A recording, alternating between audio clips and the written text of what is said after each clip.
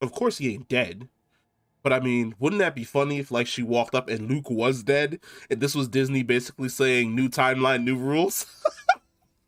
That'd be the funniest shit ever. Well, it'd be funny to me. Well, I'll be honest. I thought Reva was gonna die.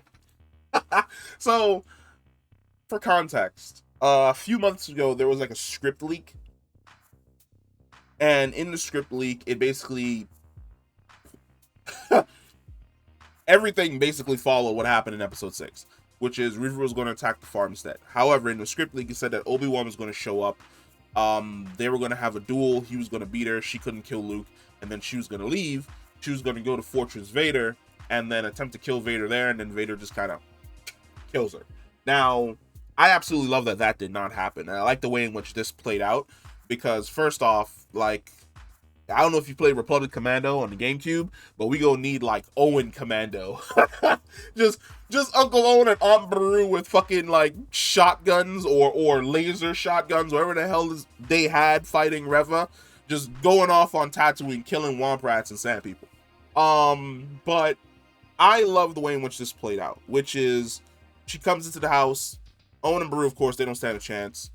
They buy enough time for Luke to run. She catches up to Luke. She force pulls him down. He gets knocked out. And when he's laying on the ground, she's going back and forth with flashes.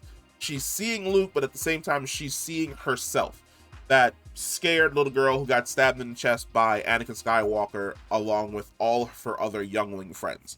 And she realizes that she can't be the same level of monster that Vader is. And she chooses not to kill Luke.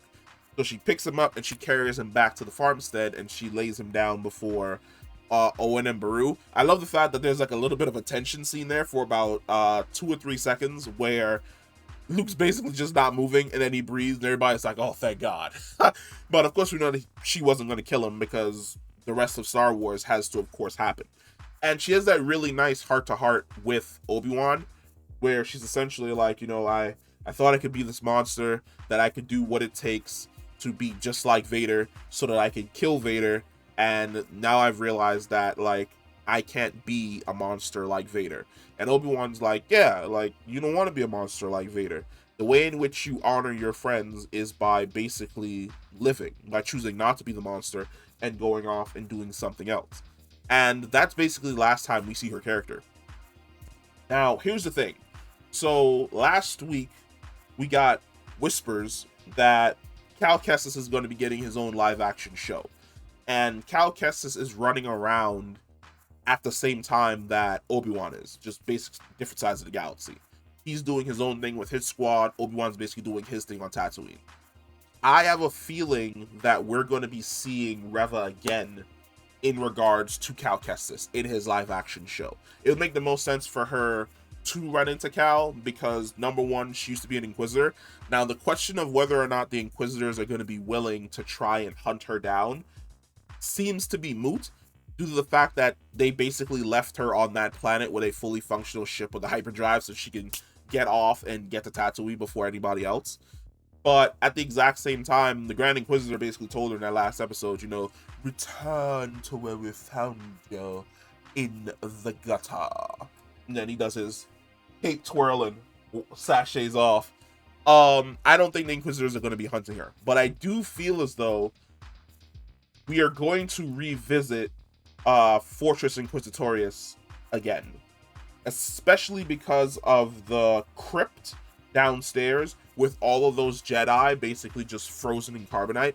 I really have a feeling that Cal is going to return there in the show to either destroy that thing to free the Jedi, because we've seen before that, especially in Rebels, that they keep Jedi, dead bodies of Jedi essentially, in those frozen tombs so that their force spirits call out to other Jedi because they're in pain and that they need help. So I have a feeling that Cal and the Reva may end up going there, and they're going to basically destroy that area to free the souls of all those Jedi that are contained inside of Fortress Inquisitorius.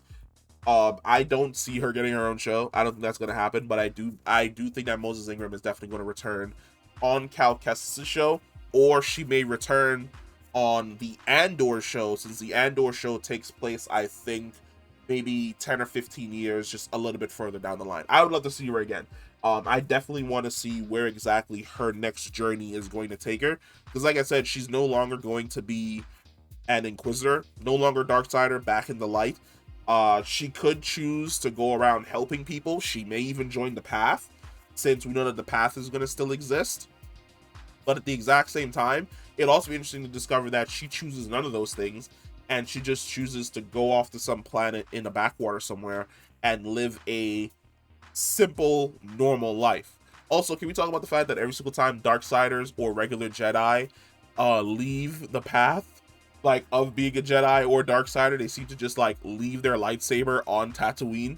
Like, I said it before when I was watching the live stream, I was like, yo, fuck going to, I forgot what the name of that planet is that has all the kyber crystals. Like, fuck going there. You may as well just go to Tatooine and just start digging in a random spot in the desert. You'll probably come across, like, 15 lightsabers. But, yes, those are the different directions I think her character can go. I would love to see her character again. I definitely feel as though her character was one of the... There was wooden dialogue in the beginning. I will agree. There are some dialogue options in the way in which her character is written at the start that I didn't actually enjoy. But by the time you reach episode, I would say 3 on, fantastic. Probably one of the more complex and better written dark side villains that we've gotten since the Clone Wars. For me, I'd put her up there with like Ventress in regards to how she's written through her dark path and then being redeemed and then being a light sider. But that's just me. Let me know how you feel. If you want to see more Reva. If you want to see more Reva, if you're interested to see where exactly the character is going to go after this, comment down below, let me know, and I will catch you in the next one. Peace.